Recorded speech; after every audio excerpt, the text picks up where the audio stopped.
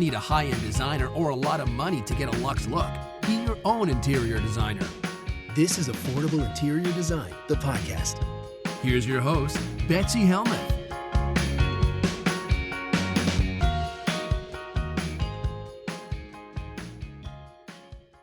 Such exciting news to announce today. Guys, you've been waiting, drumroll please. You've been waiting for me to announce the winners of our review contest. Back in December, I asked you guys to head over to iTunes and leave us a 5-star review, and in exchange, you would be entered to win one of my online classes. Well, I am very excited to announce that I have those winners today. I'm going to be announcing the names, reading the reviews of the people who have won our contest, and all they have to do is go to Betsy at uploft.com. Once again, email BETSY at UPLOFT.com, Betsy at uploft.com. Just email me letting me know, hey, Betsy, that's me. And I will reply to your email with access to your free online class. 45 minutes of more interior design knowledge, typically a $40 value delivered to you free of charge for leaving me a review, for which I am very grateful. So where's that drum roll? Let me get to the winners. The first winner is Sin Dawn. That's Cindon. She writes, or he, or they write, Betsy is a joy to listen to as she shares her practical ideas on interior design. Her no-nonsense advice style is a hoot. There is nothing stuffy about this podcast. I feel more empowered to make my home a place I will love spending time in every time I listen. Sindon, thank you so much for that amazing review. Write me, send me that quick email letting me know it's you, and I'll reply with your free class. Let's get to the second winner. The second winner is Emerald Isle 23. Emerald Isle 23 wrote, I have recently discovered this podcast and I am so pleased. Betsy has such a logical way she approaches interior design dilemmas. I love hearing her opinions. Well, Emerald Isle 23, I love that you shared your review with everyone on iTunes. As you guys have heard me say before, and you may already know, leaving us a 5-star review on iTunes or another platform is the very best way to grow our podcast, to show your appreciation. It means so very much. So if you have a spare second, please go over to the place where you get your podcast feed and leave us a review. It will help other people find us. It helps us stay at the top of the charts. It means so much. Emerald Isle 23, send me that email and I'll get you that free class. Now, as you guys know who've been listening for my 7 years of podcasting, can you believe it? 7 years. One of my favorite things to do to kick off the new year is to share some interior design trends with you. Now, there's 2 types of interior design trends. There's the interior design trends for the new year that you will find on places like Apartment Therapy, Better Homes and Gardens, the ones that everyone seems to be talking about and banding about for different reasons. So I'm going to share some of those with you today and give you my thoughts, because not all trends are good, and everybody loves to release a hot trend list for the new year, but some of it's just noise, and I'm going to walk you through that in my humble opinion today. And then I'm also going to be sharing some things that I am currently obsessed with. Things that may not be industry-wide trends, but things that are lighting up me and my design experience as I work for clients. And of course, as you know, as I transform my own home. So many of you have written to me and said, Betsy, tell us more about your journey. Tell us what's going on with the house. So before I dive into those trends, I'm going to share a little bit about what's going on with my own design process. I was super gung-ho in November. A lot of my clients are very gung-ho in October, November, because they're getting ready for the holidays. And in my case, I'd been designing since September. I'd made all the obvious choices. I'd gotten some light fixtures in our house so we could finally see. I had, done the foundational rooms in terms of all the bedrooms and my office so that my kids, my husband could have that nice place to rest, that safe space, and so that I could have a place to be productive and work. All those areas were done. The things that weren't done, the formal living room, the formal dining room, my husband's TV room, our family room. These rooms were left to flounder. And the reason is because I needed big pieces, big, important pieces that needed a lot of consideration, that often had long lead times due to supply chain issues. And there just felt like so much more at stake. I was going to be spending a lot of money. And even though I've purchased this house, I know this is my own mental block, guys. I've purchased this house. It is the house for the next 10 to 20 years. There is no question about that. I am having a hard time committing to spending the big bucks. In our bedrooms, I know that no matter where we go, those items can go with us. A queen bed can fit into almost any bedroom that I would be moving to. The dresser, the mirror, the rug. I felt good about committing to those items. Downstairs, I need a 10-foot long formal dining table. I'm not going to be able to take that anywhere with me.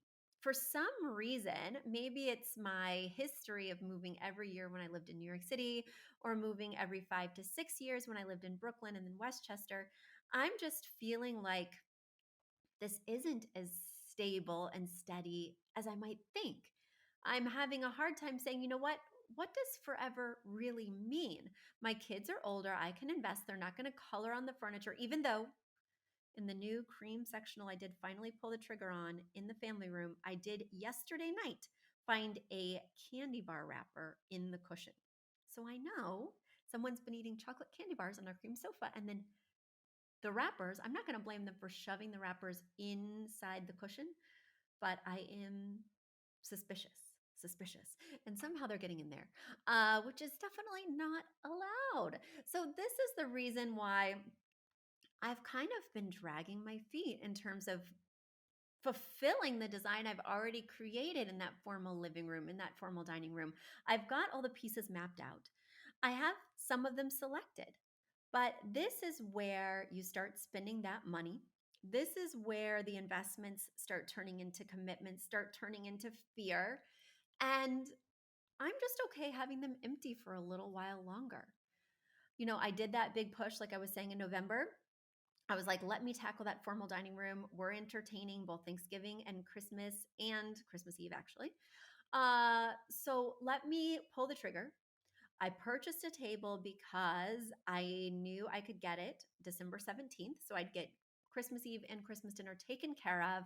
I pulled the trigger. I spent the thousands of dollars in Crate and Barrel. They promised me December 17th delivery. I had someone waiting all day. Grandma, thank you. Shout out to Grandma. At my house waiting for this delivery. It never showed. I called very irate. My design assistant called very irate. They rescheduled for December 21st. We waited all day. They never showed. We ate off a $45 card table, extendable folding table, I guess I should say, from Walmart on Christmas Eve and Christmas Day. So I found myself so depressed when I finally was able to pull the trigger, when I finally did commit to two sofas in my formal living room. Both of them from Tav Furniture came hopelessly damaged. They were velvet and they had all sorts of marks and scrapes and scuffs. And I didn't even bother taking the tags off. I instantly saw this was a problem. But by then, the delivery team was already gone. So the more I tried to get ahead during this time, the less traction I was able to make. And it became super disheartening and actually depressing. So I said, you know what? I'm going to wait. This is not my time. And even though I know that the big sales are this month, January is the best time to buy things for your home other than Black Friday and sometimes July. This is the month for sales. This is the month to capture those good prices, because in February, when those new items arrive, not only are they not going to be on sale, there's also going to be a huge kind of industry-wide markup of furniture. And it's going up significantly due to all the supply chain issues. Even that is not prompting me to make these selections because I'm depressed with the results I've currently had. because I'm having a hard time committing and actually visualizing that the investment I make in this furniture that really couldn't fit in any other home is going to work here and that we're going to be here for a long time to enjoy it. And because I'm busy. I'm busy and distracted with other things. And what used to feel inspiring and fun and like something I'd love to do on the couch while I watch reality TV is now just another thing on the to do list. And returning those items that came damaged that were disappointing is also another thing on the to do list. I've lost the thrill, I've lost the inspiration. And because these rooms are somewhat more formal, I can afford to wait and just check myself before I wreck myself. Just really think about, what do I want? How much do I want to spend? Let's reconsider. I just want to find that excitement again, basically. I have the vision, I know exactly what I'm looking for, and I just have no passion for finding it. So I'm sorry to give you this update, guys. I wish I could be more excited, but that's what's really going on. And I love to be real with you guys, and perhaps it resonates with you. I'm pouring myself into my client projects, into the most amazing webinar that we recently hosted, so that people could learn more about the Academy and join and transform their lives this year. I'm just going where my passion is versus forcing myself to transform my home because it's currently a little bit empty. All right, there we go. There we go. Let's get into those trends. So, this is going to be a two-part podcast. This is part one, and we're going to have part two next week. But for part one, I'm going to kick it off with a few trends that you'll find online, and then a few of my own personal obsessions. And then we're going to move into the rest of them next week. Kicking it off, one of the hot trends that you'll find at these various places is rugs with fringe. Now, I am a huge fan of rugs with fringe. Fringe is kind of those tassels on the edge, two edges of the rug, typically the shorter edges, right? So sometimes you'll find a binding on the larger edges, or it'll just be all the way to the edge, but then you'll have these fun little tassels or tufts at the ends, the shorter ends, and those are considered the fringe. I don't like fringe if you're a little bit OCD, because you're going to be constantly concerned that it's not perfectly aligned. Sometimes the fringe goes under the rug, sometimes it's not straight, or the fringes are overlapping each other. It can drive you mad. But fringe can also add a really cute texture, a fun detail. And for so long as an interior designer, I personally had the philosophy that fringe, this is going to be a little bit hard to understand, but fringe, say you're doing a rug under a bed, right? Rug under a bed, the fringe needs to go on the short sides. And we know that typically a rug under a bed is at the foot of the bed, making a T shape, being perpendicular with the actual bed itself. So that on the sides of the bed, that's where you would find the fringe. Well, when I was designing my own home, I picked a rug with this amazing 6-inch long fringe for my bedroom. This rug is big, the fringe is long, it is dramatic. I decided to let the OCD go, even though that does tend to be my tendency. I decided to let it go and be okay if the fringe, because it's 6 inches long, wound up overlapping, wound up getting tucked inside, wasn't constantly perfectly parallel to the other pieces of fringe. That's a big step for me. But then, once the rug arrived, I decided to change the layout of my room. Now, this is very rare, but in my primary bedroom, there were 3 possible arrangements of the bed. And one felt like the winner, but I only liked it because I could see all the windows. And as you guys know, I live in the woods now, and all my windows were facing this beautiful landscape of trees and sunsets. And it was just so inspiring to feel like you're waking up in a little tree house. However, it was one of the shorter walls, which compromised the size of our nightstands and also made it so that the bed was not the first thing that you saw when you walked in. So it felt less opulent, less grand, less visually compelling having the bed on this shorter wall, even if it did face these magnificent windows. I bought the rug thinking that would be my placement. After living in this space for about 2 months, I realized I want that grand wow factor. It's not as important to me what I see from bed because most of the time my eyes are closed. It'll be more important to me to walk into my room every day and be like, wow, this is a really stately bedroom. Look at how amazingly large this is. Look at how wide my nightstands could be. So I wound up putting the bed in front of the windows, which meant that I was moving this bed just 45 degrees, which meant, or actually it's 90 degrees. Thinking about it now, it's 90.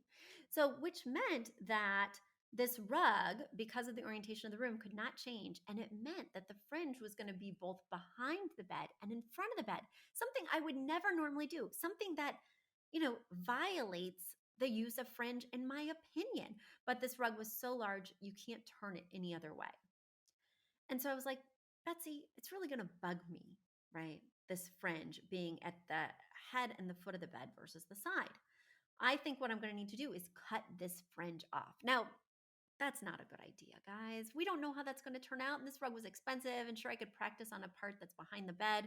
But I decided let's just leave well enough alone for now. I have enough problems, as you can hear. And it turns out I really also like the fringe behind the bed and at the foot of the bed. It looks fantastic. So that's my little fringe story. I'm a big fan of fringe. I think it dresses up some of the more basic polypropylene rugs that have the binding on either side. I hate that kind of whip stitched binding on either side that you'll see with polypropylene, acrylic, and nylon rugs. And the only thing I like about them is when they come with a little bit of fringe, which feels like it dresses it up, feels like it changes the vibe of the binding a little bit for me. And those bound acrylic nylon rugs, I'm not saying I never use them. In fact, in my last storefront, I had a really big one because they're so easy to clean. They're very low profile. They don't catch a lot of dirt, dust, mud, snow. So when people would walk in off the street, it wasn't tracking that stuff in. Additionally, I bought one for my cottage because it's really big and my cottage has a hot tub right outside. So I'm constantly kind of going in and out with wet feet and dripping and making my way through the cottage to the bathroom to shower off the chlorine from the hot tub. And so it's really important to me that this rug is not too precious or special, which is another perfect reason why I would do the acrylic or nylon or polypropylene with the bound edge. All right, I went on a tangent there, but you understand. You understand. Let me get to a next trend. One of the trends right now that's really big is not necessarily mixing styles, but mixing eras. So mixing in authentic mid-century modern with contemporary pieces, mixing in true antiques with pieces that you just recently bought off of the retail showroom. And again, this is a trend I am 150% behind. I have always loved mixing old with new. I think it's because my dad was an auctioneer and I love thrift stores, flea markets, auctions, garage sales. I love pieces that have their own history long before they ever met me, maybe even before I was alive. I like not only living in homes that have that living, breathing history, but also having pieces in my space that kind of are curated from all these different years, but they need to go seamlessly together. They need to be in alignment with a style or a vision or that two-word phrase method. For instance, in my own home, because my home is so old and because there's a lot of details, and also because I now live in Connecticut that is just resplendently filled with antiques. Oh my gosh, I'm drooling on these auction websites. In the summer, I can't wait to resume my garage sailing, where I will find all of these yummy, yummy gilded golden antiques that I never would have gravitated to before, excuse me, except now that I'm living in this antique style home. Anywho, my whole vision is, and by vision, let's put it in terms of the podcast, two-word phrase is fancy mid-century modern. So I'm using some authentically mid-century modern pieces with the hutch in my dining room that I got off of Cherish, with some little accent pieces that I've curated along the way and have had with me from the 50s and 60s, with an amazing armchair I got at a flea market, But then also, I've got that fancy word. That's my feeling word. I want it to feel fancy. And the fancy allows me to bring in actual antiques. I have gilded mirrors, gilded frames, ornately kind of embossed items in metal. I've got amazing filigreed bookends. I'm incorporating antiques a lot. Like whenever I have a contemporary piece, I'm layering an antique piece on top, almost 50-50, except really none of my large primary furniture pieces are antique.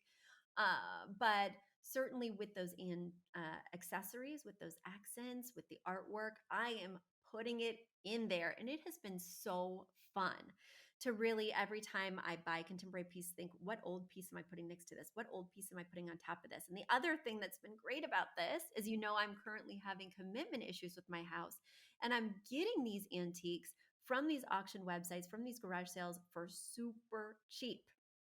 So it's making me feel really good too, because as the retail prices are skyrocketing, the prices on these websites and at garage sales is pretty much staying the same. I'm always shocked with how much these things are at like thrift stores or even flea markets. They can be quite extravagantly priced, in my opinion, but garage sales and these auction websites are still those special spots where you can snag an amazing deal. That's just my tip to you. So I love this tip, this trend of mixing things up. And certainly you don't have to go full antique or mid century modern. You can choose any era you want and be mixing it with things that you're buying right now. Love it, love it, love it. Let's get into another trend that I've been talking about for a while and can fully get behind. This trend is two-tone lighting. So you've heard me on other podcasts. In fact, I think it was just last week or the week before, talking about mixing metals with light fixtures. I love pulling in light fixtures that have bronze as well as brass. It allows me to work with both metal tones in the room, and light fixtures light themselves up.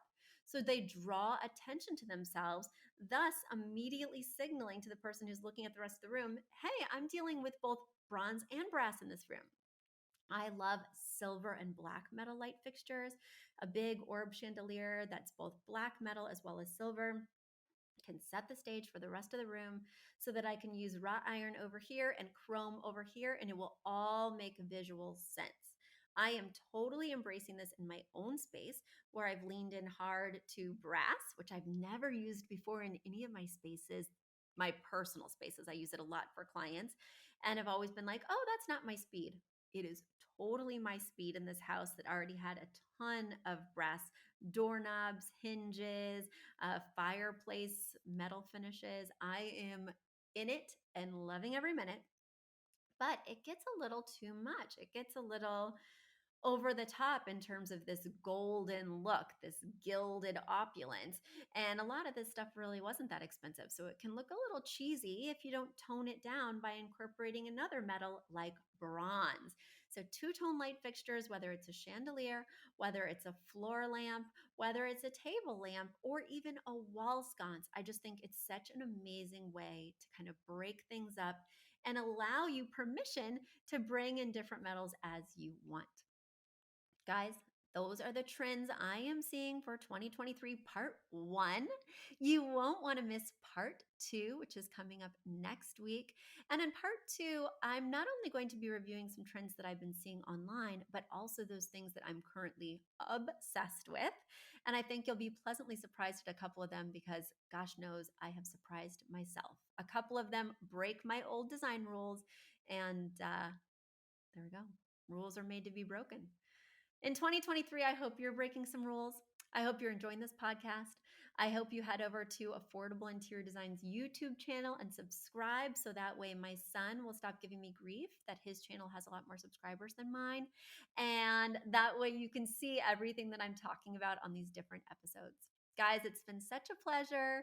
Until next time, bye. A big thank you to Aton and the Embassy, who wrote our theme song. A shout out to Catherine Heller, who owns the podcast shop and is our editor extraordinaire. We also want to thank Ginny Sunasan and her team at the Savvy Podcast Agency for their help with our social, our YouTube channel, and so much more. We also want to thank Uploft, which is our parent company who supports this podcast. And lastly, we owe a huge debt of gratitude to you. Thank you so much for tuning in and for all your support.